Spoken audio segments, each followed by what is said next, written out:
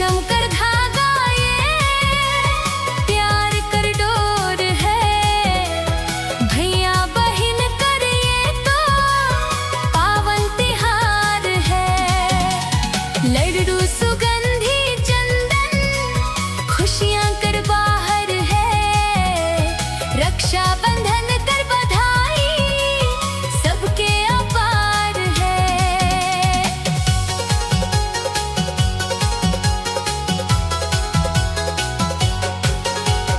बहिनी सज धज के थारी सजाए रे। भैया कर माथे चंदन तिलक लगाए रे। रेशम कर राखी कलाई में सजाए रे।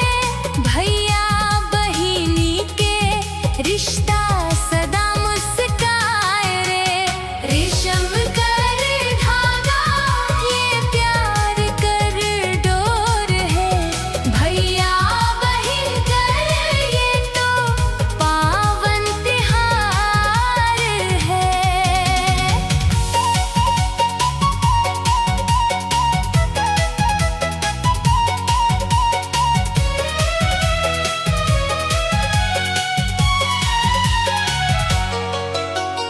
जन्म जन्म कर साथ ये प्यार है। भैया बहन कर रिश्ता बड़ अनमोल है। भैया देवे बहिनी के रक्षा कर वचन रे। बहिनी कर आशीष से भर जाहे मन रे। दूर रहो चाहे दिल रहे संग रे।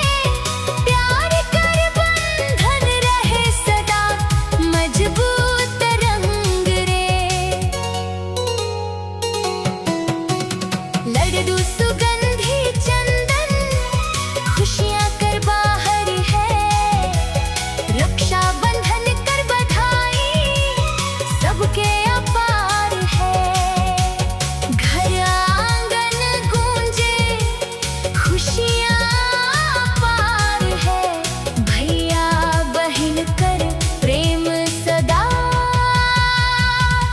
बरकरार है। रेशम कर धागा ये प्यार कर डोर है। भैया बहन कर ये तो पावन तिहार है। लड्डू सुगंधी चंदन खुशियाँ कर बाहर है। रक्षा बंधन कर बधाई सबके